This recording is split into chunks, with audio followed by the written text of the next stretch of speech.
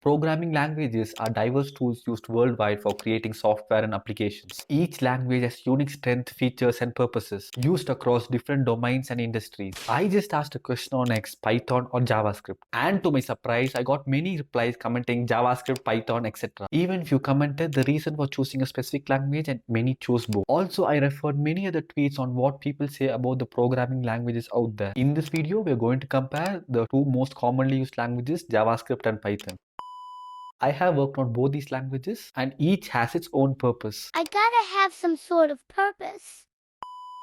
JavaScript is a high-level dynamic interpreted programming language mostly known for its versatility in web development. It's commonly used for creating dynamic and interactive web pages used for manipulating HTML and CSS in the browser. Python is a high-level interpreted programming language known for its simplicity, readability, and versatility. It is widely used across various domains from software development to scientific computing. So let's take a few factors in comparing these two programming languages.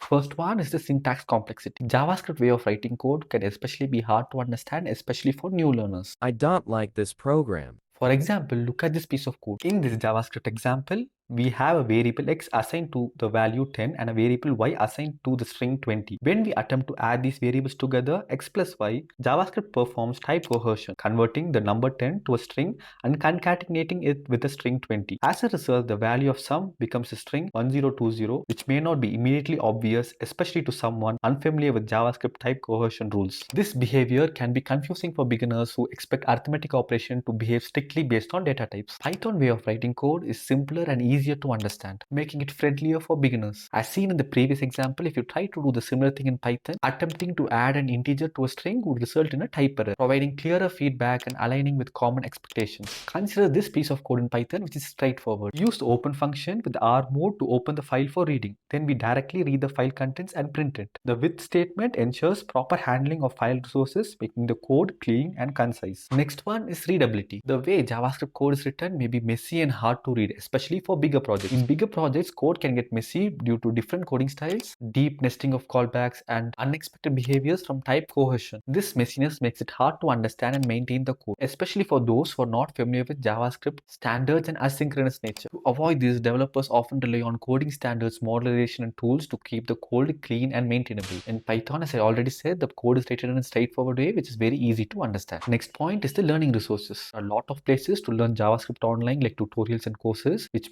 is very helpful for developers to get started. Python also has many online resources available, like tutorials and interactive websites, to make it easier to learn. Next point is the community support. There's a huge group of people who use JavaScript and are ready to help each other whenever you post a question or problem statement in online forums. Python also has a huge community and support with many forums and groups where you can post a question and ask for answers. I want answers and I want them now. Next point is the learning curve. JavaScript learning curve can be very hard at first, especially when you're trying to understand when you go to more advanced concepts. Python is known for being one of the easiest programming languages to learn, so beginners can quickly pick it up and start writing code. More advanced concepts in Python are comparatively easier compared to JavaScript. In JavaScript, we don't need to tell a computer what type of data a variable holds. This can sometimes lead to huge confusion, but there are few other languages like TypeScript which helps in type checking, but let's keep that aside for now. Python also doesn't allow you to specify the data types for variables, but it's more clear and strict about it, which may be helpful for avoiding mistakes. Next one is the performance. JavaScript can be very fast, especially when used in web browsers. It could be faster than Python, but it's not faster than other languages for certain tasks. Python is generally slower than some other languages, but it's still fast enough for most things and great for building things quickly. So let's compare the performance of JavaScript and Python with an example. Consider this piece of code in Python and JavaScript, which is used to calculate sum of numbers in a large list. In this example, we are calculating the sum of numbers from 0 to 9,99,999. We measure the time taken to perform this task using console.time in JavaScript and time.time in Python. Typically, JavaScript will execute this task faster than Python due to factors like just-in-time compilation in modern JavaScript engines, optimized array operations, and generally faster execution speed. However, the performance difference may vary based on specific task and implementation details. If you enjoy watching the video, make sure to hit the like button and subscribe to my channel to show your support. Next point is the ecosystem. There are lots of tools available for JavaScript, especially for building websites and web apps. Python has a wide range of libraries for different types of tasks like data analysis, web development, and artificial intelligence. Next one is the error handling. In JavaScript, you use try and catch blocks to handle errors and prevent your program from crashing. Consider this example. In JavaScript, the try block is used to enclose the code that might throw an error. If an error occurs with the try block, control is passed to the catch block, where the error can be caught and handled. The finally block is present, will always execute regardless of whether an error occurred or not. Whereas in Python, it uses try and except blocks for error handling, but it has more detailed system for different type of errors. In this example, the try block is used similarly to JavaScript's try block. If an exception occurs within the try block, control is passed to the except block, where the exception can be caught and handled. The finally block, if present, will always execute similar to JavaScript. Next point is the concurrency and parallelism. JavaScript supports asynchronous programming, which allows to handle multiple tasks at once without waiting for one to finish before starting the next. Python traditionally has some issues with concurrency, but there are some libraries now which actually helps in handling asynchronous operations properly. Next one is regarding the use cases. JavaScript is commonly used for making websites interactive, like when you click on a button or fill out forms, whereas Python is used in a lot of things like analyzing data, building websites, and teaching websites to learn from data. Next one is regarding the trends. As per the current trend, JavaScript is always changing and getting new features,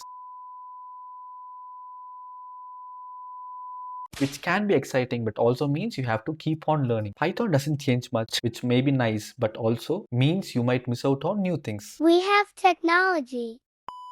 Conclusion, both JavaScript and Python offer unique strengths and are well suited for many programming tasks. Ultimately, the points discussed here are facts. The choice between JavaScript and Python depends on the specific requirement for your project, You get to decide. and also the developer familiarity with the language. If you have a confusion on which programming language to learn first, you can check out the video which would help yourself to choose which language to learn first. Thanks for watching. See you until next time.